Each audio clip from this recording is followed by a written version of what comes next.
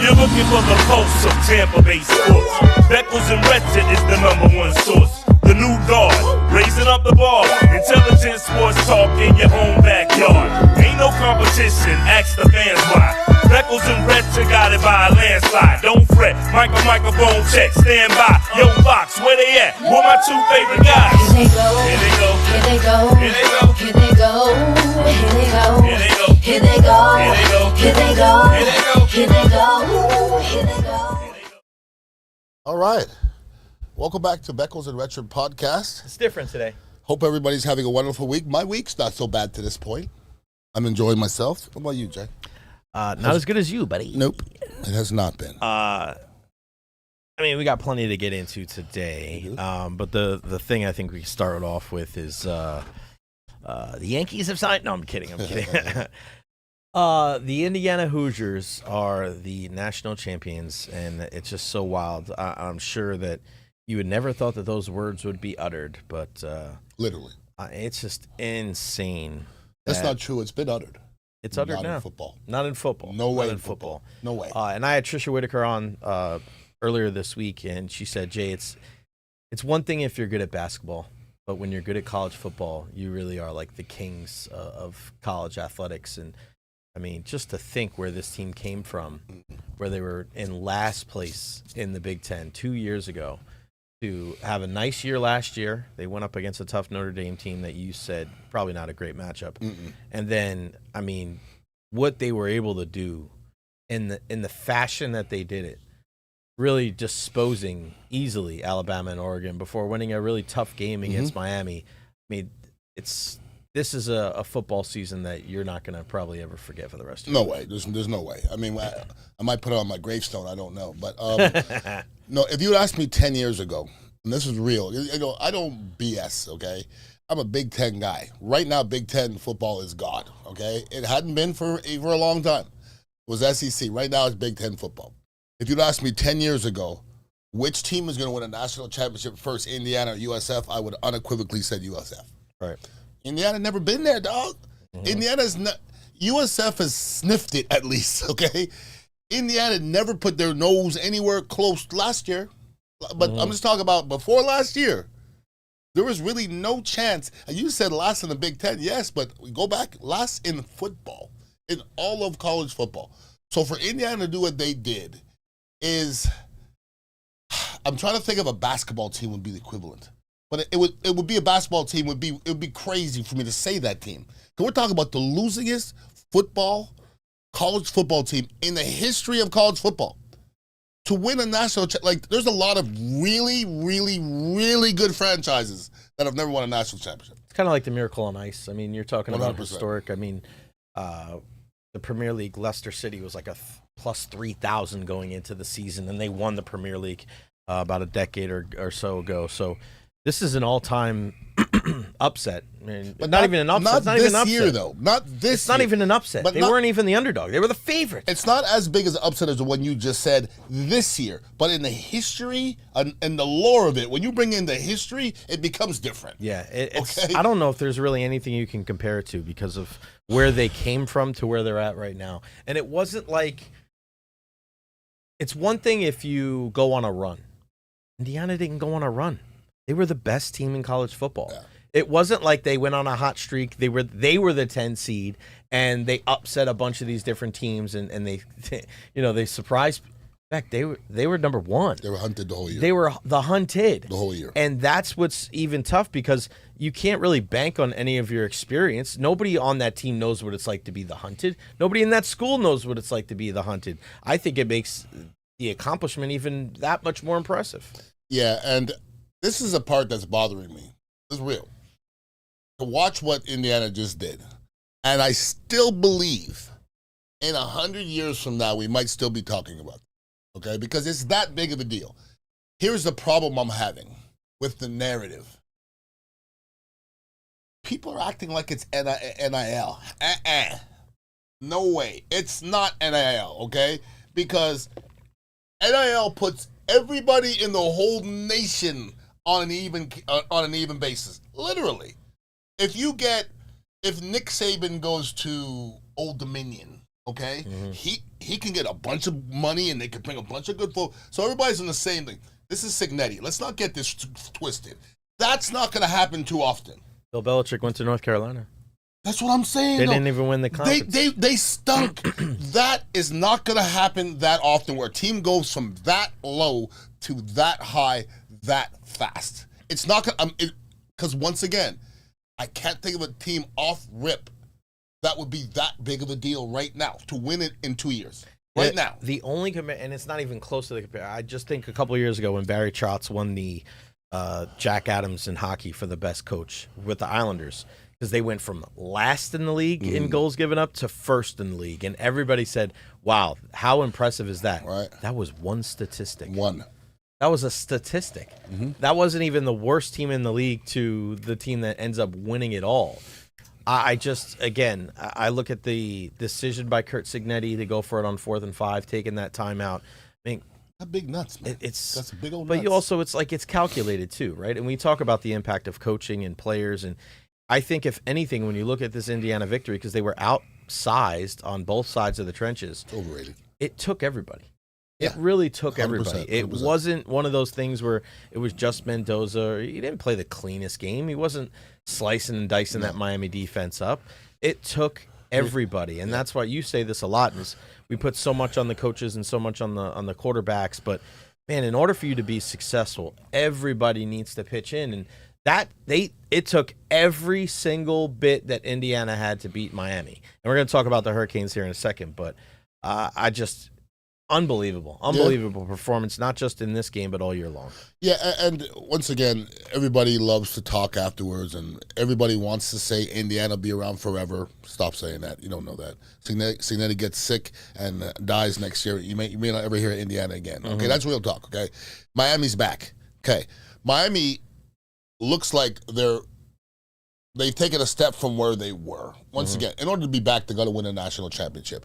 Miami's has become appealing again, no doubt about that. But now Indiana's become uber appealing. Right. Like this symbol here, 2 years ago, nobody knew what it meant. Nobody, okay? So all of a sudden, now this becomes sexy. I'm walking around and people are commenting on this. That's crazy for me, okay? Because it's never happened before.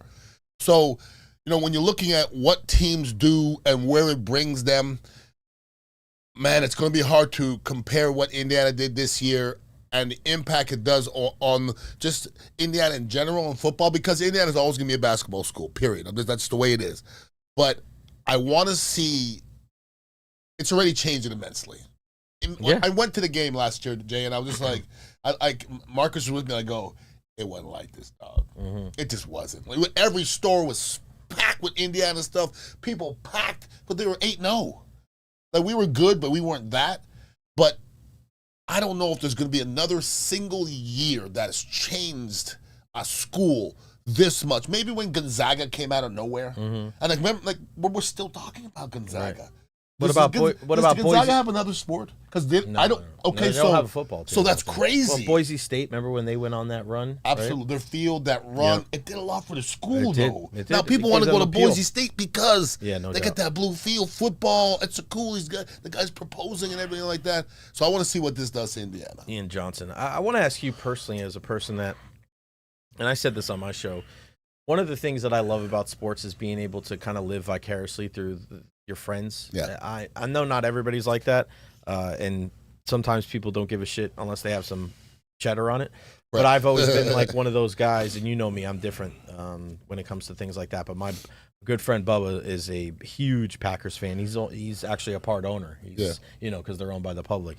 So whenever they play somebody, like if they play the Bears, I always cheer for the Packers because I want to see one of my good friends. It was been an absolute joy to root alongside of you and Tricia Whitaker in this journey, and it's been really cool to see a lot of people.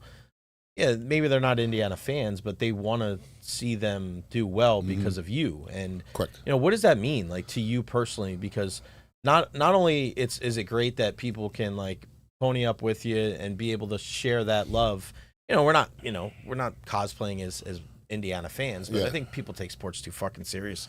Well, you're not a fan. It's like, I'm rooting for whatever the fuck I want to. It's sports. Right. But what was that like to be able to see so many people support Indiana because of you? And how nice was it to, because you're so even keel about games. Yeah. How weird was that feeling? Because you were awfully loud in the game against Oregon, and you were quiet as a church mouse against Miami. You don't really get into games like that. You're very even the Bucs, like you're into it, but you still have like a level of you were invested into this. I just more than I wanted to be. Like you didn't prop it up. It was just you internally you felt that. No, when I really am emotional, I shut down. Like I won't say anything. Like people are like, what do you think about the game? I was scared to say stuff. Like I really thought Indiana was going to win, but on everything I love, Jay, and I think at 58 years old, it finally came to me what it's like to be a sports fan, and I'm not joking about that. No, I don't dispute it at all. I'm not joking because when I see other people, I feel like going, "Come on!" That's a little like, much. "Come on!" Yeah. But if they lost that game, I would have been genuinely hurt. Like I would have been hurt in my soul. And when they won it, I remember when the Bucs won the Super Bowl and I was drunk, I remember, so it wasn't quite the same emotion. But it wasn't the same. I really wanted to win that game. Yeah. And I felt the emotion building up and now I see it in other people. Because I had it for the Dallas Cowboys as a young kid, and then I played in the league, and then I cheered for different teams. But I don't think I ever loved, like I'm part of that. You know what I mean?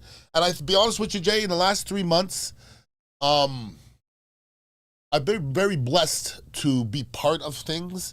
Like that documentary, that Bucs documentary, Raise the Flags, was huge for me because once again, I'm not a big name, and my brother from Toronto was like, who did you blow? Who did you blow to have a bigger part than the Glazers? Yeah. He goes, you had a bigger part than Brady, Gronk. I go, I don't really know. And so he goes, dude, that was crazy. I kept on watching it, and my boys were like, what's going on? So for me to be part of that and the lore of all of something, right? Okay, is huge. And now my team, and I'm saying my team, my Indiana Hoosiers, win a national championship. And if I show you the people that text me, shocked. People I haven't heard of in years that I didn't even know that I knew that I went to Indiana. Who? Anybody? I mean, off the top of my head, like people like Dave Reynolds and people like that I know, but in passing. Just so many names, and I was like, this is crazy. I heard Mike Count the other day go, Ian's the most popular Indiana guy in Tampa, and I was like, that's crazy. When you really think about it, it's a big town. I don't know if I am, but I can't think of another person. So I was like, I've been part of some pretty cool stuff here as of late. Yeah, pretty cool stuff. And when you leave somewhere and you don't know how big of a part of something you are until later. But and I know, 100 years from now, and somebody said this to me a long time ago. They said, get a lot of people at your funeral, make sure they talk about you forever. Okay. Yeah. This feels good, okay? Because I think later on in years when they talk about 620 or whatever, your name has to come up, my name has to come up, Ron's name has to come up. A lot of people, even 1025, I've been part of that in a while. The Buccaneers, I've been part of the Storm. I've been blessed. Yeah, I've been blessed, very blessed. Yeah, it's been fun to be able to see that with you, and I say that a lot too because when you get into sports, whether you're an athlete, whether you're in the media, you become jaded. And I asked this question to Teresha Whitaker when I had her on. I said, how nice is it to just be a fan? Because you're so objective. You have to be objective. You have to put that layer of feeling and emotion between you and the job that you're doing. And to be able to just be a fan, you could just tell, like, it's so, like, that's why, part of the reason why I think I love soccer as much as I do and I love Manchester United is because I don't cover that sport. I don't cover that. I don't cover the Premier League. So I could just be a fan. Right? There's only so much, even though I grew up a Yankee fan, a Giants fan, a Rangers fan, it's not the same because nobody on the Rangers knows who I am. But if I'm walking down the street and I see Victor Hedman, he'll be like, hey, you know what I mean? It's different there. So for you to be able to experience that at 58 years old, to be a fan, like that's a really unique aspect of this. I don't even think that you knew that you would get to this point, did you? Like, no, not like if I would have told you, even if I would have said before this season, hey, Indiana's going to have a great year. They're going to win the national championship. what do you think it's going to feel like? I don't even know if you could put into words. I would have just laughed at What it. you would have laughed, Yeah. but I think you would have said, "Hey, we'll probably be in there because of what happened last year." You probably wouldn't have laughed at it as hard as you would have maybe 2 years ago. But I don't know if you would have understood or even thought about the impact and how profound a championship would be to you in your life. I think it would have been a nervous laugh. Yeah, Like, that's silly. yeah. Like, that's so That far. kind of stuff doesn't happen. Just, right? just Yeah. like, like when Signetti said a couple games ago, it's going to be a great movie. Yeah, Going to be a great movie. yeah. Hoosiers already been done, but Hoosiers football, is Maybe going to maybe happen. That's what it is. Hoosiers football. Hoosier football. Why not? Why not? It's a story.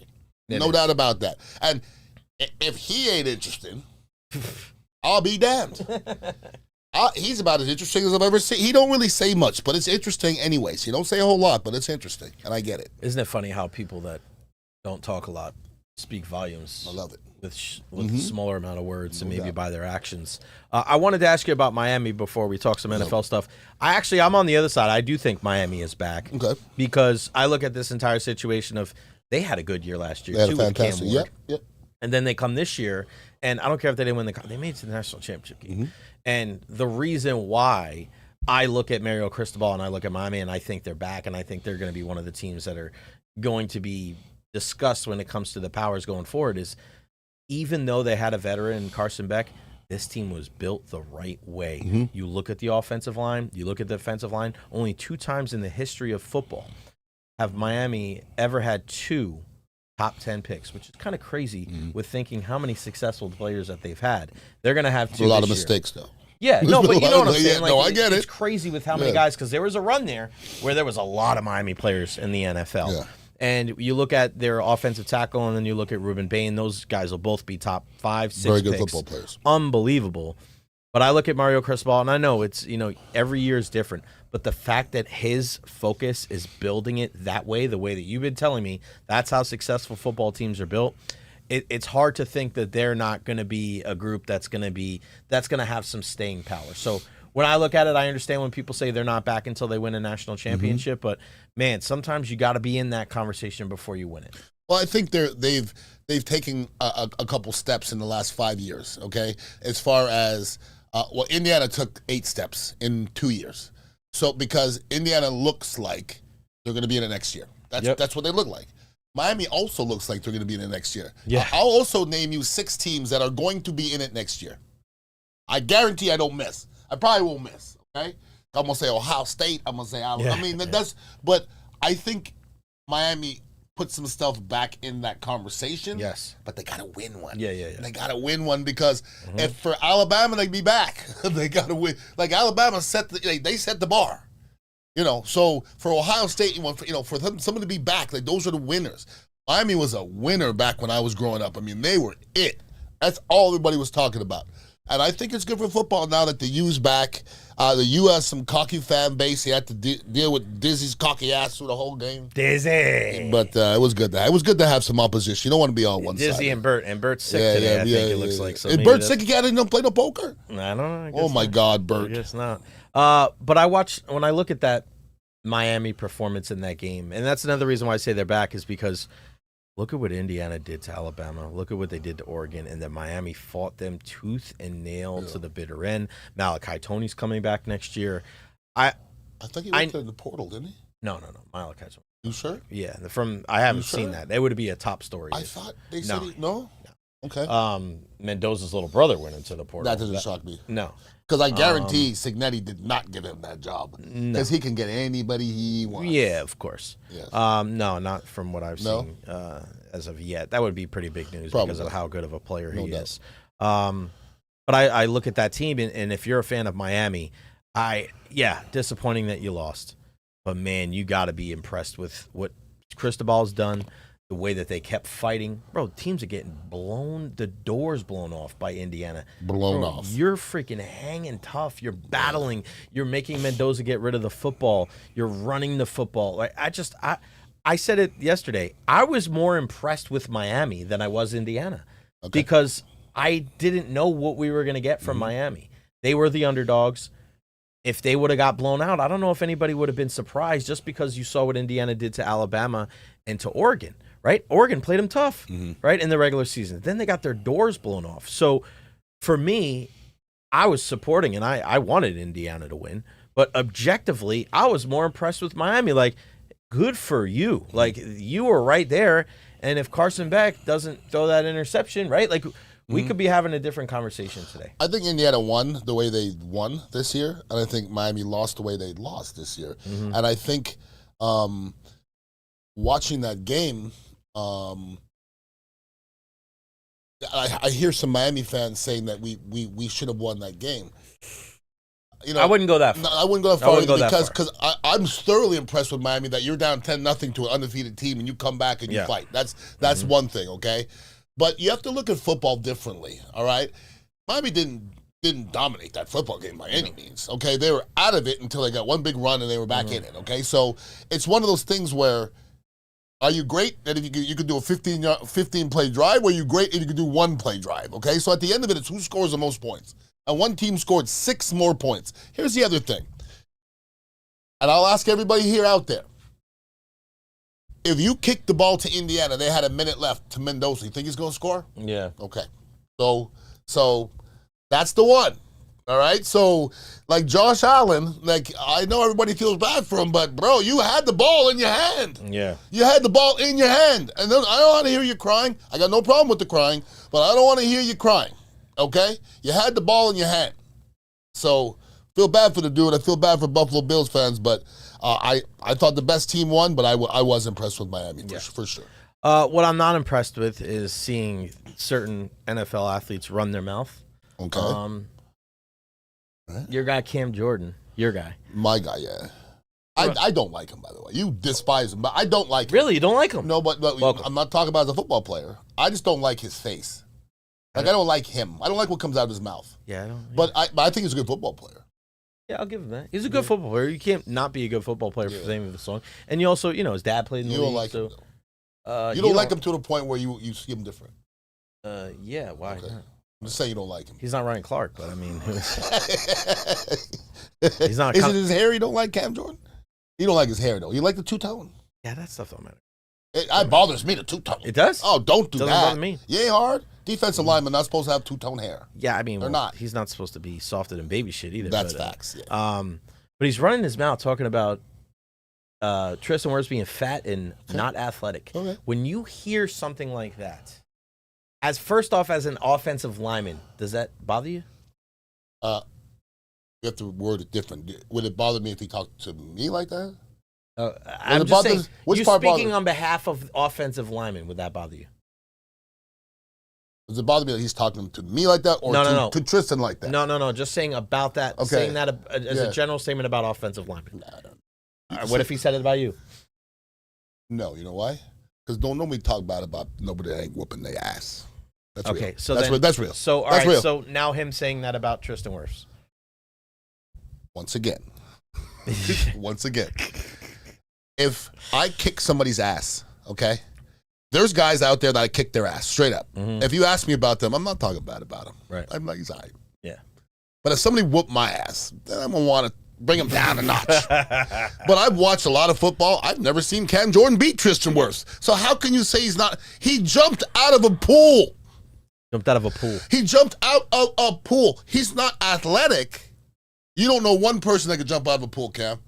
I'll be damned. You could say, no, you can't. You can't even say he's not fantastic. I dare you. I'll bring the film. Shut up. Your hair sucks. Cam Jordan, your hair sucks. Your hair sucks. It's just wild how this guy has not been. He has to talk, though. He has to talk. Stay relevant. Well, because he's already part of, the booth.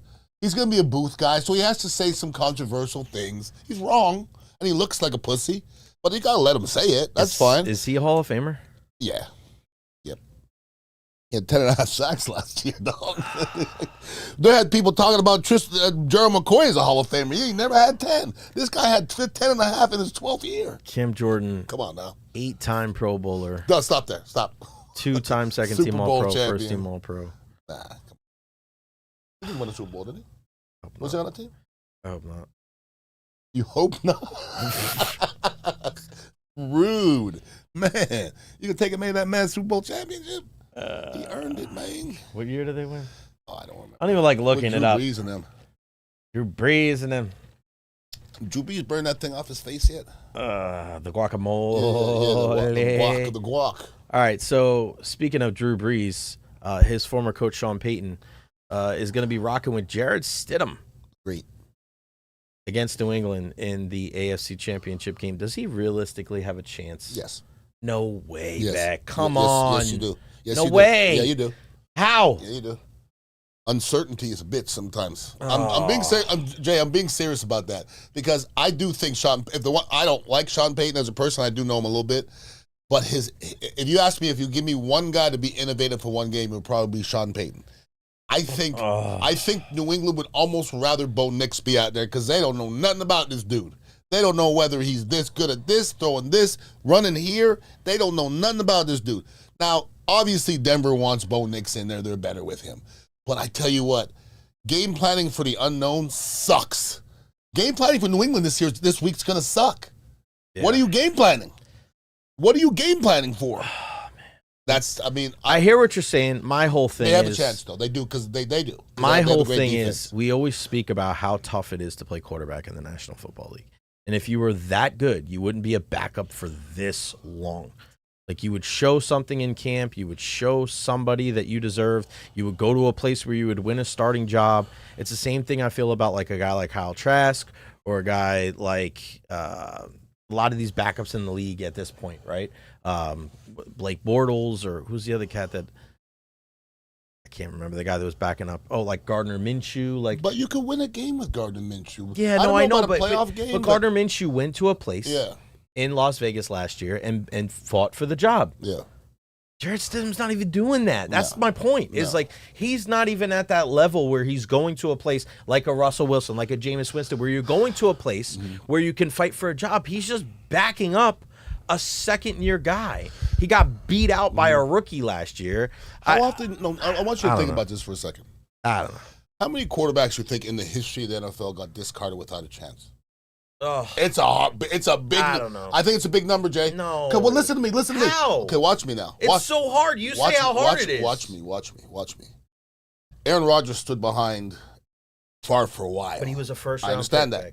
I understand that. Steve Young was behind Montana for a while. Okay, yeah, but he started with the Bucs. I understand that, but they were behind them. Okay. There's so many guys that are behind greatness that sit, watch. They don't get a chance because the other guys don't come off the fucking field. And they're becoming great in their head because they're becoming wise. But who cares if you're good and great in the head? Understandable. But there's a lot of guys, like these guys, Sam Darnold, okay, Baker Mayfield. There was a time when we would have said, you can't win with that guy. Look at him. He's on the fucking bench over there. Yeah, but those guys started. I understand those guys were first-round picks. I understand. So, like, they were going to get opportunities. This guy was not a first-round Understandable. pick. This guy was not guaranteed. But he's been sitting and learning, okay? Yeah, but learning doesn't mean shit if you don't go out there and do the job, right? I can learn a lot. I've learned a lot of football, but I've learned a lot of football sitting next to you for 12 years. I'm not going to sit here and say that I can read tape and understand offensive line play better than you. Maybe better, but I ain't going to be able to go out there and teach an offensive line at Chamberlain High School how to block. I think when it comes to learning, it doesn't matter if you're a 7th-round pick or a 1st-round pick. I just think Stidham at this point may be way more brilliant than we know. He might be. Yeah, but if you're brilliant and you can't play, who cares? I'm not signing off on him. But you asked me when we had the chance. Ask me again. What's the percentage? Ask me again. No. What's the percentage? You know why? You know why they have a chance? Because there's a young quarterback on the other side. Yeah, I'll give you that. Okay? I'll give you that. Because he might have to score 10 points and win. That's a possibility. So, yes, they have a chance. I wouldn't bet my house on it. Nah, I ain't doing it. Sir. All right, we're going to finish the show today talking about all the NFL coaching changes. John Harbaugh, and this is for our guy Tom Ponzo. Great Tom Ponzo. John Harbaugh to the Giants just makes so much sense, doesn't it? I actually applauded it. When you said, you did this vicariously through me. When Harbaugh was signed through the Giants, and I go, good for it. I go, I'm happy. Yep. Because the real talk, okay, I got Giants fans around me. I don't even like the Giants. I really, out of the franchise, I hate the Giants maybe because I played really bad against them, like real bad. Keith Hamilton's fault? Yeah. So it's Keith Hamilton's fault. Don't have to bring up old shit, okay? But when I saw when he first got fired, and I go, God, he's a Giant. Yeah. You heard me say it. I go, pfft. And you know what? McDaniel makes it rock star, dog. Even if they don't win. Who? Mike McDaniel. Going to the Chargers? I thought he was going to. No, he's going to the Chargers. I thought he went to the other Harbaugh. Went to Jim. Oh, I did hear Harbaugh. Mm-hmm. I thought he was a John. I go, God, that'd be good. No. But still, like, I think he would be cool. Yeah, It'd no be doubt. rock star type Yeah. stuff. Yeah, I mean, I think it was cool yesterday, like, in the press conference, he was there, and he said something, and all the players that were there were like, yes, sir. Like, it was just a weird, like, But once he they were on attention, man. Yeah, but he walks in with it, dog. Yeah, you walk Not in- everybody walks in with it. Tony Signetti got it. Tony Dungy didn't walk in with it. Nope. But he also wasn't a No, but Super Bowl winning head coach. That's what I'm saying, you know what though. I mean? Like you, that's a pedigree, like right you know what helps to be able to say to somebody, I know what I'm talking about. because you won. Like Bill Parcells, I sat in a little chair in Bill Parcells' office like this, and he was looking at me right, man. He was in this huge, humongous chair, and he looks at me, he goes, I know what it looks like, and I was just like, yes, sir. Like the confidence that was spitting out of his mouth. I know what it looks like, and we have a Super Bowl team. I was like, yes, sir. And that was a 99. And they were really good that year, dude. They were so good. If Vinny doesn't get hurt, they probably win. I think they win that. Yeah. They were really good. That team tough. was They were a tough ridiculous. team, boy. They were tough. They had a lot of vets, a lot of guys that knew what it looked like. That was another time when I look back, that was an honor to be in that locker room. Just to be around. When I'm looking around at Steve Atwater and Jumbo Elliott and Keyshawn Johnson and Wake, I was like, shit, what am I doing here? Brian Cox. It was cool. Your guy, Brian Cox. Yeah, man. So now Buffalo, since the last time we talked, they moved on from Sean McDermott. Yeah. And, I mean, it was just kind of a matter of time, right? Like, somebody's going to have to pay the piper at some point. And the press conference that they had. Isn't it weird that if there's, I mean, there's so many chances Buffalo had to win the game. I mean, really. I mean, was that McDermott? Like, I understand. No, I understand. no. It's probably time for him to go. But Okay. sometimes you just need a fresh coat of paint, right? Agreed. You need a guy. That's not coaching, though. It doesn't mean that it's bad. It's just you've seen the same episode so many times. But sometimes new is not better. That's the thing. Yeah, but that's what happens when you put so much, You're right. responsibility on a quarterback. And he's hanging out here with a freaking loaf of Cuban bread out here. Like, the ball security is something that you and I talked about very early on in Josh Allen's career. I did. And we spoke about it. I remember we watched the game against the Steelers one time. It's like, you can't play like that if you're going to sustain success. You can't take all those big hits. You can't be careless with the football. Remember that weird thing he had against the Texans where you try to fucking lateral the ball? And he got away from it. He's taken less hits the last couple of years. He still takes some, but he's taken a lot less than when you and I used to go, ooh, pretty much on every other play. And he was taking care of the football. He didn't take care of the football. He turned the bitch over 4 times. So, everybody wants to be like, oh, he's crying, I feel bad. Like, he's making $100 million. He got a supermodel wife. He's good. At the end of the day, he'll be fine. But this is what happens in sports. When your best players do shit like that, it costs your team the game. It costs your team the season. And it's going to cost people their jobs. And sometimes it's the head coach, whether that's fair or not. I mean, that's what happens in sports. Well, he's on his road to be Dan Marino. Okay, he's on that road. And my thing is, and I'm not a big Josh Allen fan. I think he's a great quarterback. I'm not really a Lamar fan. I think he's a great quarterback too. But make sure you're judging them the same. Because they're pretty much the same athlete. You know that, right? They do a lot of the same things. They do a lot of the same things, and their results are the same. Yeah. They've both lost playing well offensively, and they both lost playing poorly offensively in the playoffs. Both of them. So, but I hear the narrative, and the narrative is there's way more venom towards Lamar. I just don't hear people blaming Josh as much. I don't, anyways. Maybe it's the company. I've been blaming them all. But he's a golden boy. I get that. I get it. But the golden boy was a big reason they lost that last game. If you had to take one, who'd you take? Out of those two to start a team, one game or a season? Both. Change? I'll take Lamar. It's just so much to do. It is a lot. Defensively, like Josh could run, but Lamar's like you have to when you play against Lamar, that has to be a special defensive week. Like you just can't put nobody to play Lamar. Like you got to take a receiver and make him Lamar, and that he can't throw the ball. Like it's different. And listen, it's not taken away from Josh, but for one season, if you tell me he could be healthy the whole season, I'll take Lamar. Yeah, I think accuracy-wise, that's why I'd probably go with Josh Allen. I look at where I would go in either, because I think Jackson is like Allen's a tougher runner as far as he'll probably get you 1 yard when you need it, but Lamar has the opportunity to like run 3 fucking balls in from the 40. Correct. Right, and I think he scares you more. He's the scarier quarterback of the two. But as far as Josh made some 7 offensive linemen.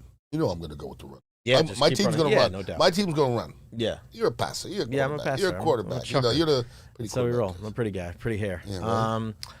Looking at some of these other jobs, the Buccaneers still waiting for an offensive coordinator. I don't think they could do much worse than a guy like Zach Robinson. I know Brian Callahan they brought in for a gig for another second interview. Who? Brian Callahan. Bill Callahan. Remember Bill Callahan, the offensive line coach? That's his son? Yeah.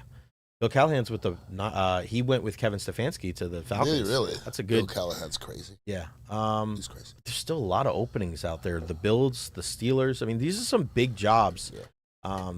Not Todd Bowles, not the Buccaneers, but you and I spoke about this on my podcast on Monday. The Steelers got to get a guy they're going to get a guy, but their type of guy.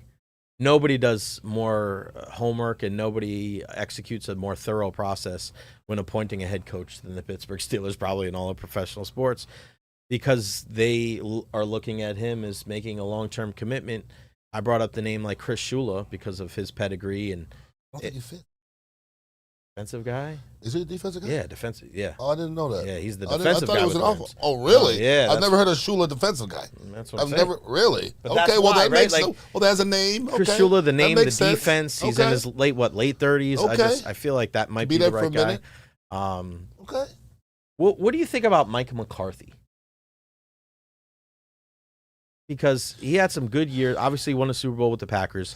They had some good regular season success with the Cowboys, and I know that's another name. When I look at him, it doesn't scream Steelers. I think that's the thing. Mike McCarthy. I think his dad was in the organization. Yeah, but I feel like I think Steelers, like the coach has got to scream it a little bit for me. That's for me. Here's the thing. I think Mike McCarthy would have screamed Steelers 15 years. Okay. I don't think it's that time. Once again, Dan Campbell, Steelers. Flores, Steelers. You know what I mean? Like that's the grimy. They're grimier. Like you can't. Like McDaniel can't go to Steelers. Like it doesn't work. Sean McVay. It doesn't work. McVay. He's the man. They would take McVay. The Steelers would take McVay. They would. Who wins this weekend? I mean, I wouldn't pick Denver with the backup, although I give them a 3% chance.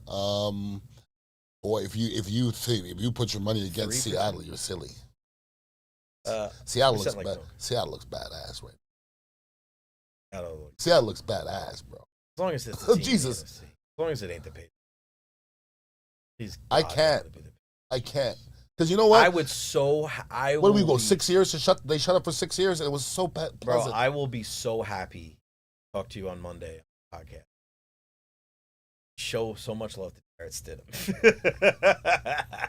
I'm gonna come here. I told you. I told you so. 17 for 24, 275, 3 touchdowns, and he rushed for 1 too. No way. No? He's going to have a fucking Navy passing line. Shit out himself. He's going to have a Navy passing line. He was 6 for 9 for 47 yards and a touchdown. He ran the ball 13 times for 32 yards. But we shut them up for years. Now they're talking again. I can't stand Patriots it. fans. I can't stand We have a big Patriots fan that comes here. Who? Dignitary Adam. He's the first guy here every day. We love Adam. We love Adam to death. He comes in and he orders his kava and he's like, gosh. I'm just looking at him. He's like, you think about my Patriots? I don't. Don't think about it. No, I haven't. This year, I haven't thought about him not one time. When I think about him, I get vexed. Seahawks-Rams is going to. Yes, it is. Because the Rams are. I think the Rams are a little overrated for me. I think they're a little bit overrated. I really do believe that. I watch them sometimes. They're missing something. I'm not sure what it is. The thing is with them is that I fear that they make the wrong mistake at the wrong time. Man, their defense is so opportunistic. They rush the passer. They can run the ball with Kyron Williams. They have 2 out. The fact that they weren't able to get distance and they weren't able to get separation against the Chicago Bears, has Says to a lot about worry. Chicago. Well, it does, but Yeah. Seattle, I mean, that's That's what I'm saying, though. they got some guys out there that can cover too. Seattle's everywhere, it seems Yeah, like. but they run the football. You know, they can. They're good everywhere. They look like Indiana last week. Yeah, They were just good everywhere. I'm like, where are they the best? They're just good everywhere. I feel like, and here's the thing too: the Rams fired their special teams coach in the middle of the season because of how poor it was. What a novel idea! The Bucs could do that Right? too. But you look at this entire situation, and if I don't know if it's necessarily going to rectify anything. I think it's going to come down who maybe makes the mistake at the end of the game, right? And that's where Matthew Stafford against Sam Darnold, and people ask, how did the Buccaneers end up going to beat Seattle? And if people remember, at the end of that game, Seattle had a chance to win. Sam Darnold threw a pick to Levante David. And people forget that. So you could have a great year. Don't get me wrong. You could go to the NFC Championship game. You could whoop up on some teams, including a team like San Francisco. But and this is what scares me, if it's close, not scares me, but if this game is close at the end of the game, and I say, here's the football, you give it to Sam Darnold or Matthew Stafford, it's not close, right? It's not close. And I think Matthew Stafford can make plays when things break down. I think Sam Darnold, when he's in the flow of the offense, can do some great things. We've seen that. But we've also seen, like, that's what concerns me about Seattle, is that they've been whooping teams. And we haven't seen Sam Darnold have to make big plays at the end of the game. And whether it was in Minnesota when they won 14 games that year and they lost to the Giants in the first round to Daniel Jones, that could be an issue going forward. Yeah, I could be until you put Sam Darnold in that situation, and then he'll be in it for the first time. But he might not and even then- get in it. That's what I'm saying. I'm saying they could win by two but- scores and he won't even have to worry about But it. here's the thing.